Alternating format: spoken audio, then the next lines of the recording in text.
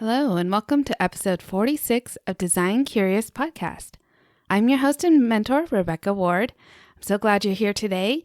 I have a really fascinating episode with Robert Ansell, and we have just a great conversation about all the things that he's doing, very innovative design, which really just sparked my interest.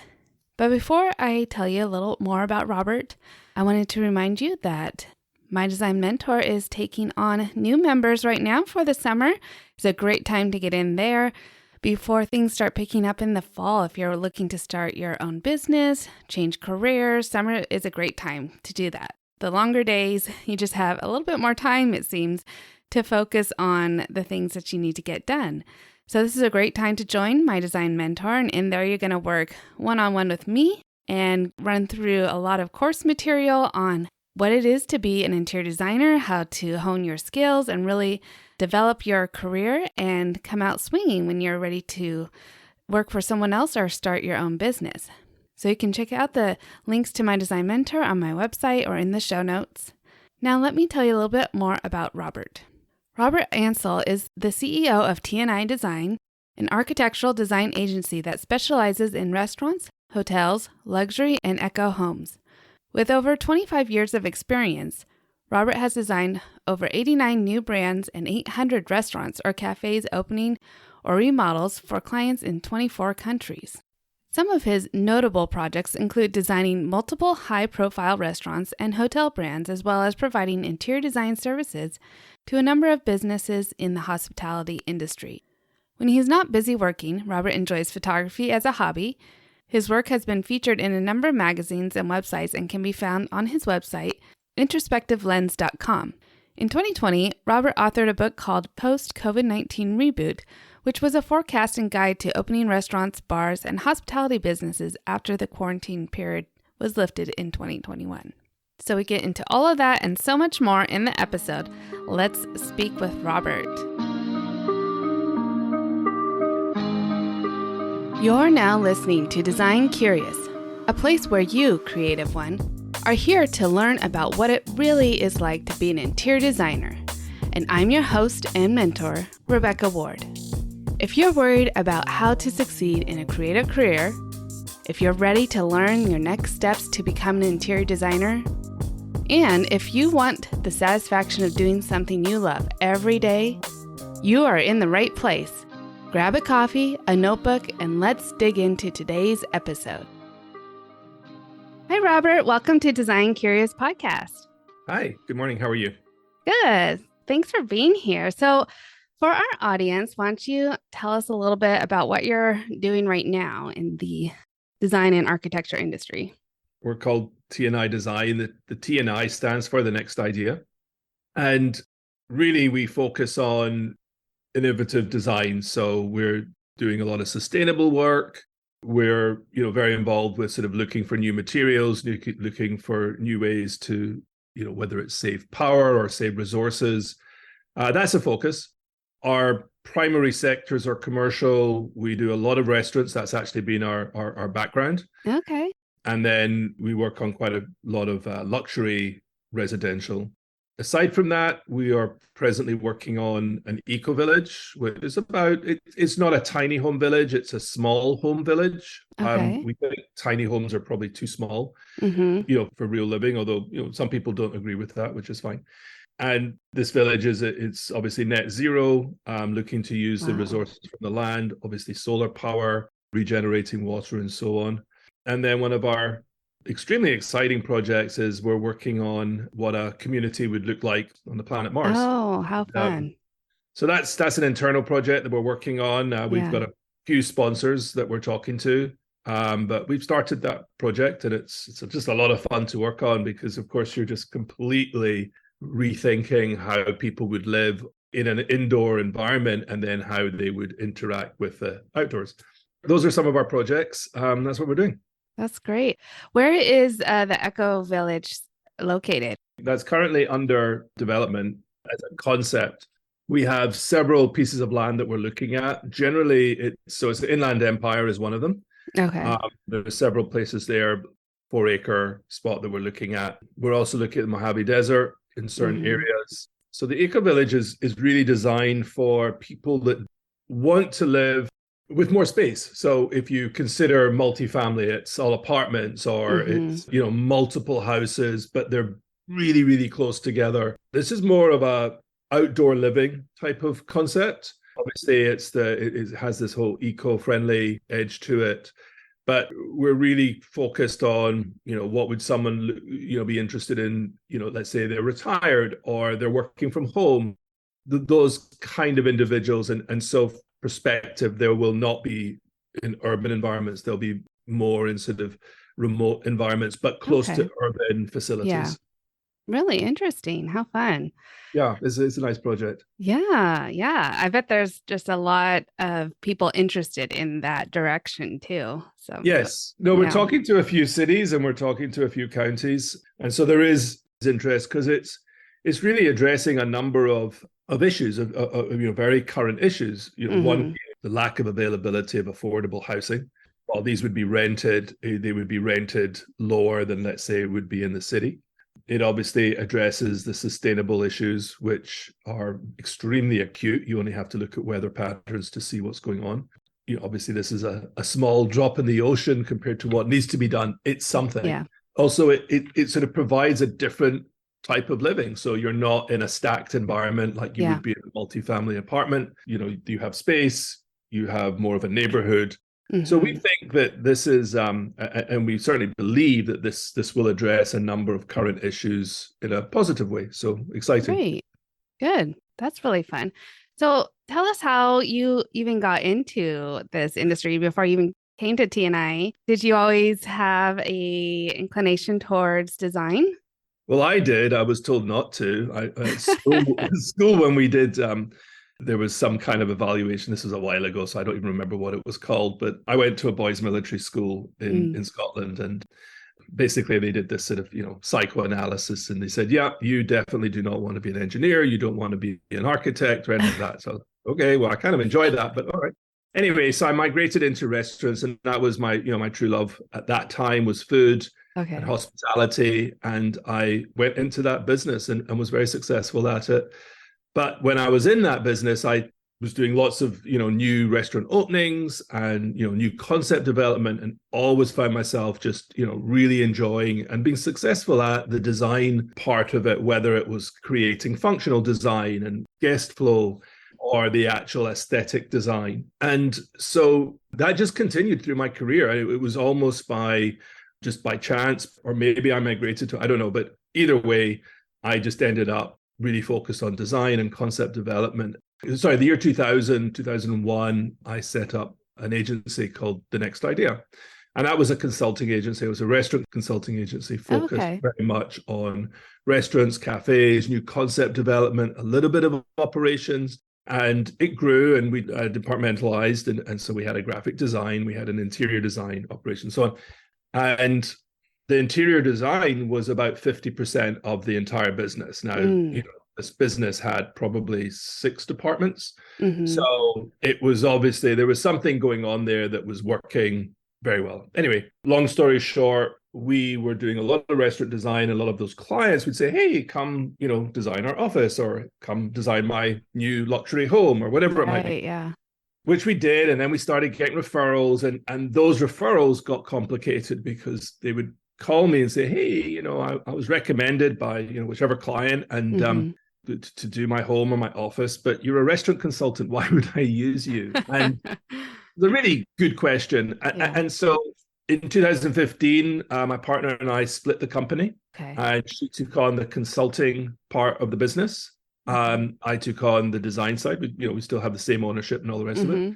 And that really worked out. And really, TNI Design was sort of born at that time, even though it had clients and so on. But it really started to grow and take on its own identity after that. So that's really the history. Yeah. So what role do you play then in the design department? Are you like creative director, or do you actually do like a lot of the interior designs, but you just overseeing the projects? Well, both. As a title, I'm CEO and chief creative director. But yes, I actually still am very involved with clients. In fact, I find that extremely important. So I do a fair bit of hands-on design work. And then I have, really great team, and they obviously really work well together and so on. So yes, but my role is probably about 50% design. I have to sort of shade out at least 50% of my schedule just to purely work on the actual Okay. projects. I do find that changing a little bit as we're Mm-hmm. growing, but I really don't want to not be involved in design. I hope it's a strength of mine, and certainly Yeah. that's helped. And the client interface is essential because it is an emotive subject. You're not providing legal advice, you're not providing accounting, something where people have their own vision, have their own requirements. And our job is either to interpret it or to come up with something that maybe is potentially more enhanced or whatever it might be. And so, yeah, no question, the client interface is critical. Yeah, yeah, and that can be a delicate process. And so you kind of need to have Yes. skills for working with people one-on-one and reading them, personality Yes. types, and all of that, huh? Yeah, 100%. There is no cookie cutter approach to this. You're absolutely right. There's just a lot of really sort of different personalities and requirements, and no project is the same. So, yeah. Right, right. Did you have architectural design training? Did you go to school for it, or is it Yeah, just by natural? myself. Yeah, just school of hard knocks. No, no, literally none whatsoever. This Yeah, was something that I just sort of migrated to. And obviously I've learned on the way, but yeah. no formal training Hmm. whatsoever. That's great. So, do you then currently with TNI still do a lot of restaurants, or you do a lot more residential now? No, I would say that restaurants are probably about 50% of our Okay. business. So we work with quite a few chains. We do a lot of franchise rollouts. So, for example, at the moment, we're working with Mm, Sizzler Restaurants. We've just created their pilot in Corona, California, and that's been successful. And we're now looking at rolling out that design across their portfolio. We work with other groups such as Plant Power, which is a vegan fast food company, mm, uh, and a host of others. And we do that as well as working on a lot of sort of one-off designs. We've got a really exciting concept we're working on in Beverly Hills at the moment. mm. Can't really talk much about it, but it's certainly very creative and new and very much up our street. And then sort of a range of other cafes and restaurants that we're working on. Yeah. Hmm. Do you equally enjoy restaurant design as much as residential? I feel like they're different animals. So, um, Very different. yeah. Yes.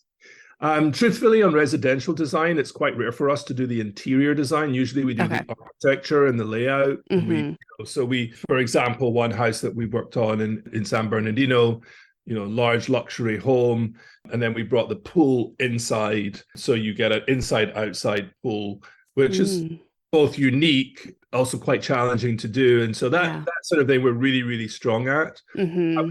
We actually provided their interior design as well. But usually on the residential, we're less interior design, more architectural. Okay. And then obviously restaurants, we're doing both, and Yeah. office, we're doing both as well. Okay. Okay. Yeah. And I love the name, The Next Idea, because that really is very innovative. Like it shows that you are thinking about, new ways to approach design. Did you come up with that name? Yeah, the history of that was actually, I was in the process of moving to the US, and my wife at that time was pregnant. So we had to stay in the UK. I'd finished one job, and actually an ex-employer approached me and said, I know you're available. I really need 6 months, but if you're interested, I can't employ you because we don't hire, short term or Mm. freelancers. You have to have an entity. And by the way, when you work for us, you're always good with ideas. So just throw that name into your name. Throw the concept of ideas into your Yeah. name. That'll really work. And I can sell this, so on. So I was like, okay. And that's where the next idea came from. And yeah, so the agency, that the consulting is called The Next Idea, and then the design is TNI Design. And a lot of people just refer to us as TNI, Yeah. which we like. It's nice. Yeah. So then with that theme in mind, where's the next idea for the way the restaurant industry is going? Okay, where do you want me to start? So I think there's a number of things that we're gonna see change in restaurants. There's obviously a big movement of ghost kitchens and providing ghost kitchens and delivery, and that was all sort of very much accelerated throughout the COVID era, and Hmm. I think it's here to stay, although it's going to change a lot. And you wrote a book about that topic, right? Well, I wrote a book about what restaurants will look like after COVID, so post COVID-19. And it was more about the emotive side of restaurants. So, how customers are going to interact with restaurants and how Mm, employees would interact and even vendors. That was actually very well received. But I think, now we're sort of, I wouldn't say we're past COVID, but we really are in a post COVID era. Ghost kitchens, like I said, but they're going to change a bit. We're going to see more of an interactive approach with ghost kitchens. I think people will be able to start visiting them and really interact with the chefs or whoever is mm, there. I mm-hmm. think that in the longer term will happen. I think certainly the biggest change that I'm forecasting is the use of robots in restaurants, and that will change the layout a little bit. So we can expect to see really a highly automized environment, probably starting within the next few years. And we're going to Okay. see that front of house and back of house. So you Mm-hmm. can already, there's already bars that are fully automated. There's already kitchens that are using Flippy, which is where they're flipping the burgers. And we're going to start seeing the use of robots delivering food to the table. And I don't think they're going to be clearing plates yet, but that will Yeah. happen in time. So while that on the face of it may not really see, well, how does design interfaces with that considerably, because number one, pathways, number two, accessibility in terms of Mm-hmm. how people take food off a robot, uh, Yeah. how they put it back, and so on. We're going to have to really rethink all of that. Mm-hmm. Takeout is still growing. It's still a growing part of the business. And so I think the way that restaurants are designed, probably more in the fast casual and fast food sectors, we're already seeing, but we're going to see a sort of an even more sort of customer friendly approach to that. Rather than going in and asking for your food, it's going to be ready, to pick up and so on. Mm-hmm. Panera Bread is a really good example of that, Yeah. but there's going to be plenty of others. And I think, again, these are going to be more and more automated going into the future.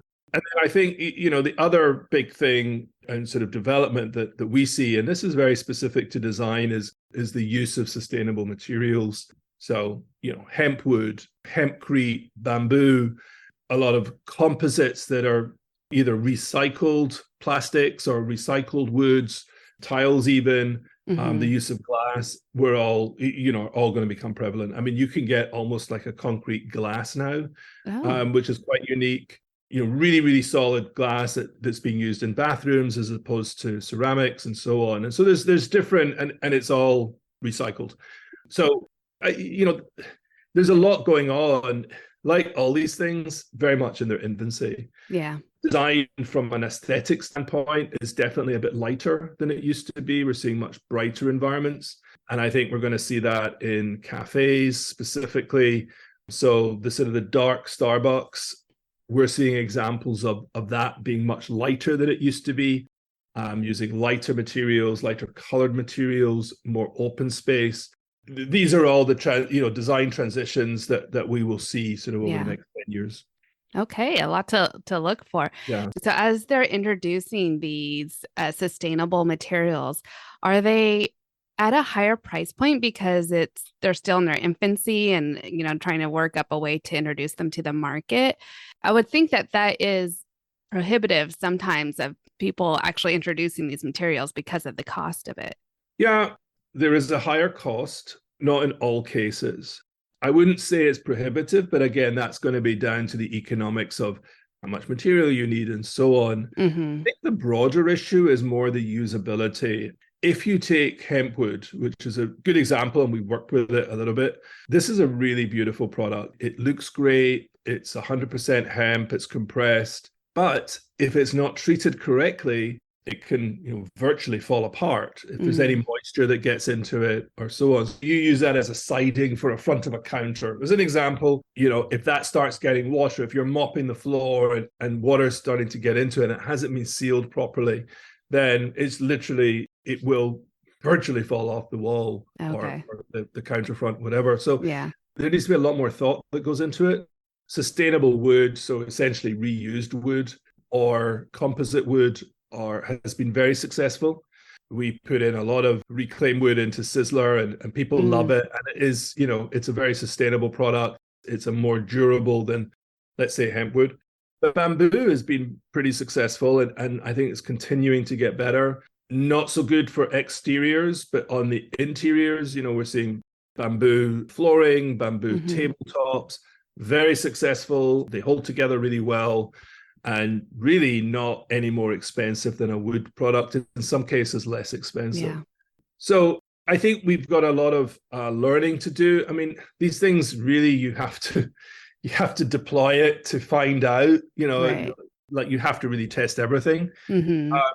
And I think time will tell us what will work in the long term and what won't. So there is work. There's definitely work to do on it. From a cost standpoint, I don't think that's going to be an enormous issue.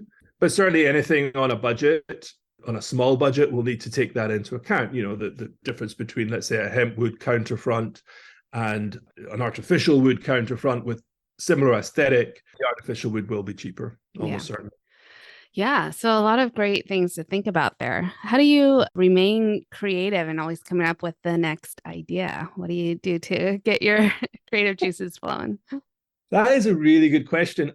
Sometimes it can be very difficult. Sometimes a project will come in and it feels very very difficult. How you're sort of really thinking about how do we make this exciting? What do we add to this that, number one, gives it differentiation, number two is unique, innovative, state of the art, and so on. And I think the answer is, and I do say I think because each project is different and each approach is different. I don't have I'm doing it this way, I'm going to research it this way, or I'm going to think it up this way. Sometimes I literally just stand in the shower for hours and think. Other times it's a lot of research and seeing what's out there, what's available. And also some of the times, it's adapting, let's look at this hologram. Can we use this? Will this technology work? Technology application is probably the toughest. I think it's very easy to come up with ideas because there's so much technology out there that, you can adapt to this or that, but technology is actually quite hard. And you need the right team, and you really, certainly if you're going to change something, to adapt it to what you want to do.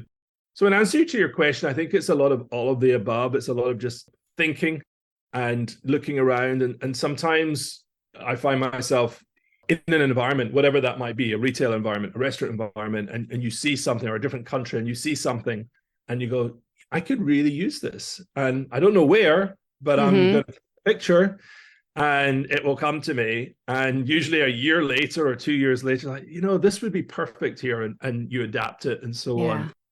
But I definitely don't have one source of inspiration. I think it's multiple. Obviously, I look at, what some of the others are doing, and I don't necessarily migrate to some of the famous designers or architects. I really look at everyone because everyone brings something, and, just see, is there anything that I can use here or adapt or change and, so on. So it's a lot of the above, as I said. Yeah. Yeah. That's great. And so then keep coming up with new ideas. If you had a dream project where you had unlimited resources, have you thought about that? Like what your ideal project would look like? Well, I sort of feel that we're maybe doing that. The Eco Village is amazing. Mars project is amazing. Some of our restaurant concepts are just so much fun. I think something which would be a dream project, I feel we're doing it. I would love to, work on more food halls. I would love to work on someone just give me some land and say, hey, build us a house here and just really go crazy and come up with something which is just so different and, just doesn't follow traditional architecture, just for the fun of it. And hopefully it would work and they'd like it, but that's another story.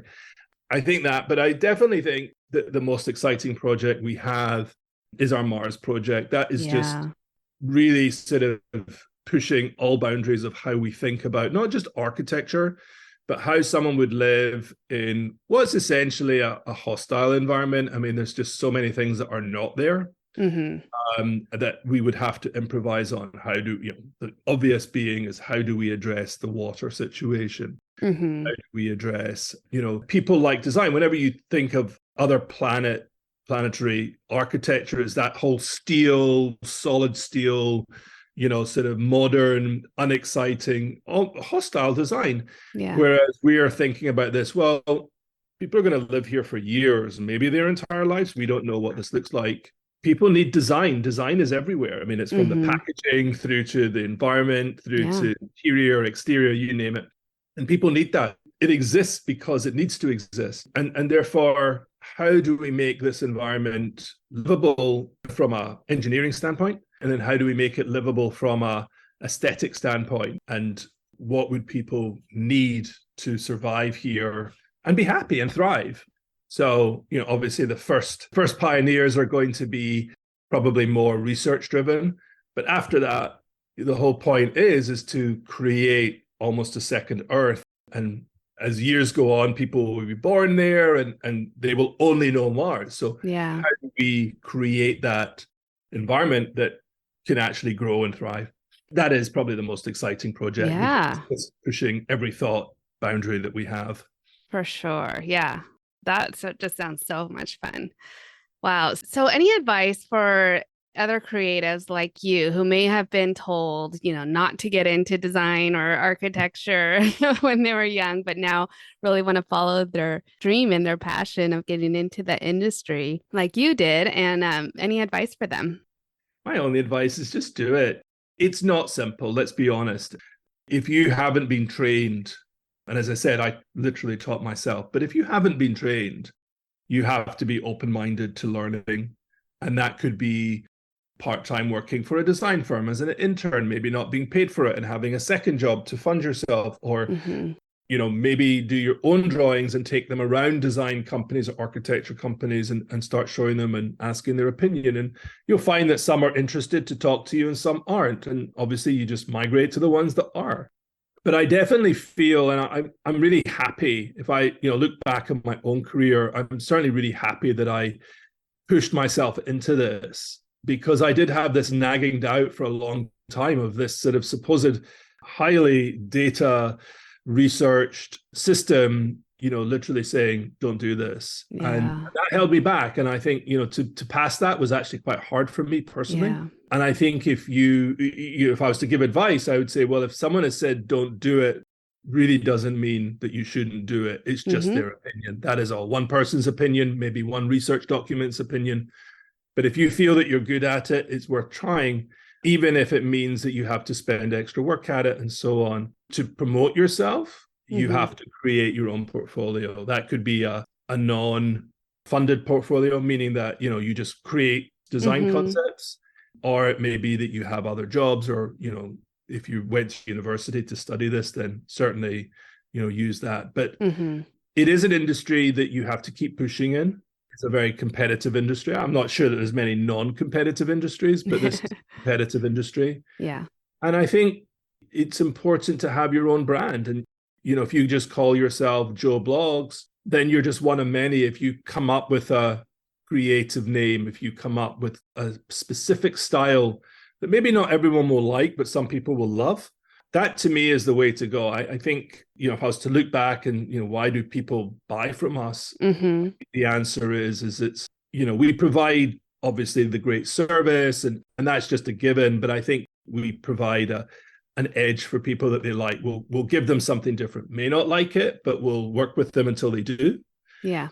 But they know that they're getting something unique when they come to us. And I think that's a big part of our success. Yeah. And that's just so forward, like with the name of your company. Like it's obviously what they're going to get is a new idea, right? So that's great advice. Yeah. Well, where that people can find you online? Are you on socials or the website? Sure. Just type in TNI Design into Google. Our website is tnidesign.com. We are on Facebook. We are on Instagram. Both handles are TNI Design. You can also type in the next idea, which will lead more towards the consultancy side, but obviously restaurants in there and hotels and so on. Or you can just Google my name. Yeah, we're pretty noticeable, I think. I hope. That's great. Is there anywhere to see the concepts that you're working on for the Mars project? Mars concept, not yet, but it will be on our website quite soon. The initial 3D renders are almost done. We do have a set, but we're still working on it. Mm-hmm. And so, yes, that'll be available on TNI Design probably within about a month or so, and then it'll have its own website. Yeah. Okay. And the Echo Village too? Yes, Also that is, I available? think that's already on TNI Design. Wonderful. Okay. Yeah, we'll have to go check that out. And we'll put all of that in the show notes too, so everybody can find that. Thank you so much for coming on, Robert. It's been a pleasure talking with you. Likewise. Thanks so much. All right. Bye. Bye-bye.